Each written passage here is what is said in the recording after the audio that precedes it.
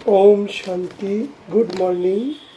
आज 12/9/2024 শান্তিবন থেকে বাপ দাদা বলছেন, মিষ্টি বাচ্চারা, ব্রাহ্মণ হলো চটি আর শূদ্র হলো পা। জব শূদ্র থেকে ব্রাহ্মণ বনে তবেই দেবতা হতে পারবে। অর্থাৎ এখন বর্তমান সময় ঘোর কলিযুগ, তমপ্রধান দুনিয়া। এই সময় সব মানুষগুলো হয়ে গেছে শূদ্র। শূদ্র থেকে ভগবান এসে কি বানাচ্ছে? ব্রাহ্মণ। ব্রাহ্মণ সব থেকে উঁচু। কেন না? ব্রাহ্মণরাই ভগবানকে চিনেছে। ব্রাহ্মণরাই তমপ্রধান থেকে শতপ্রধান হওয়ার পুরুষার্থ করছে। ব্রাহ্মণরাই ত্রিকালদর্শী, ত্রিলোকীনাথ। ব্রাহ্মণরাই এই সৃষ্টির আদি মধ্য অন্তকে জেনেছে, প্রেজেন্ট, পাস্ট, ফিউচার। তাই এই শূদ্ররাই ব্রাহ্মণ।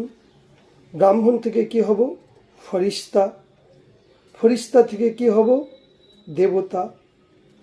দেবতারা ভগবানকে জানে না। দেবতারা কারা হয়েছে? ব্রাহ্মণরাই। কারণ সেখানে দেবতারা 100% শতপ্রধান হয়ে যায়। সেই জন্য ভগবানের সেখানে কোনো দরকার নেই, সেখানে কোনো 5 বিকার নেই।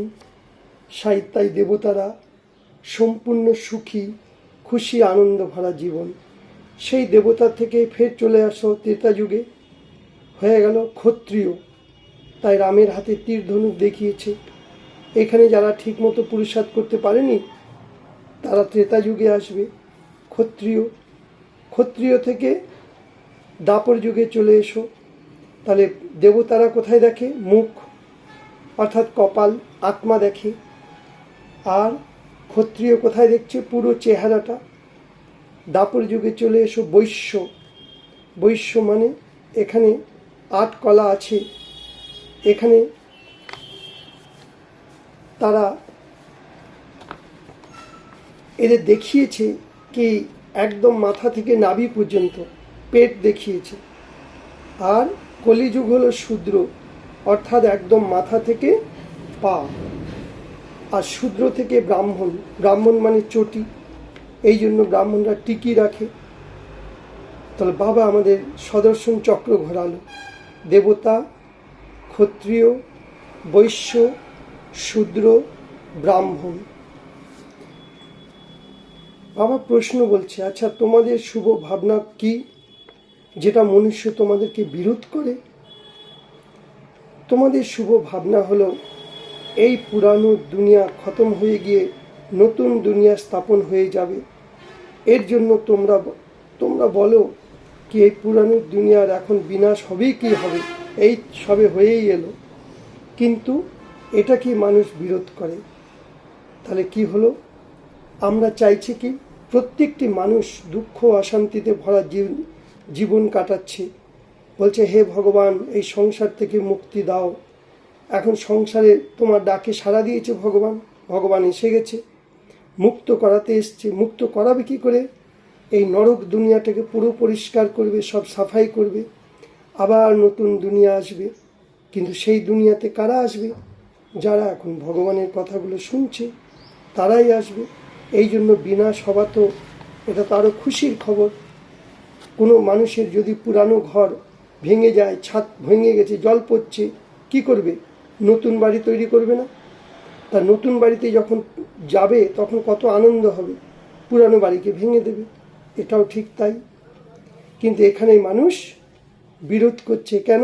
মানুষ জানে না মৃত্যুর পর মানুষ কি হবে, সত্যযুগ কি সেটাই জানে না।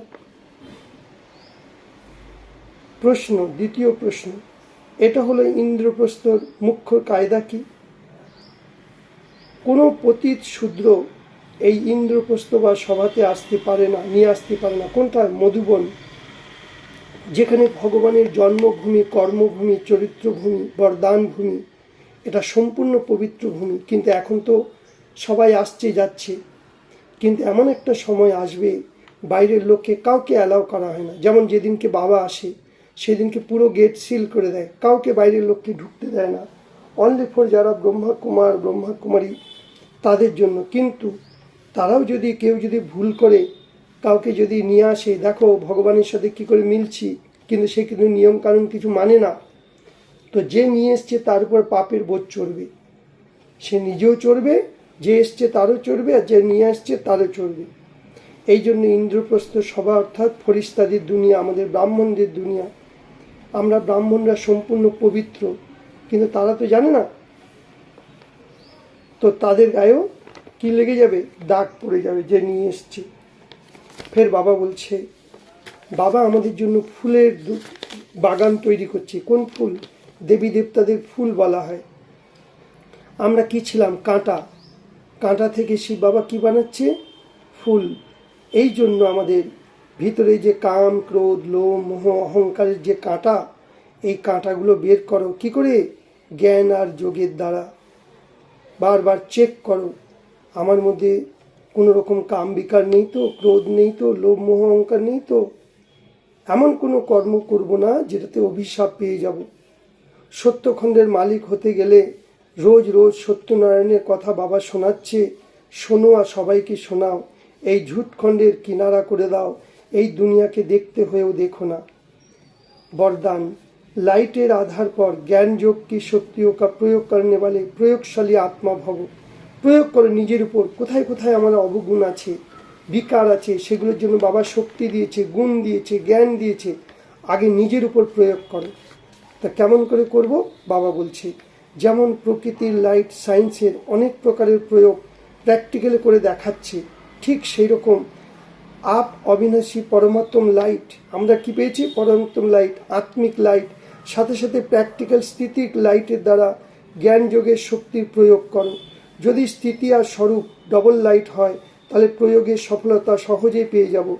যখন হরেক নিজের প্রতি নিজে প্রয়োগের কাজে লেগে যাবে, তখন প্রয়োগশালী আত্মারাই পাওয়ারফুল একটা সংগঠন বানাবে। স্লোগান বিঘ্নকে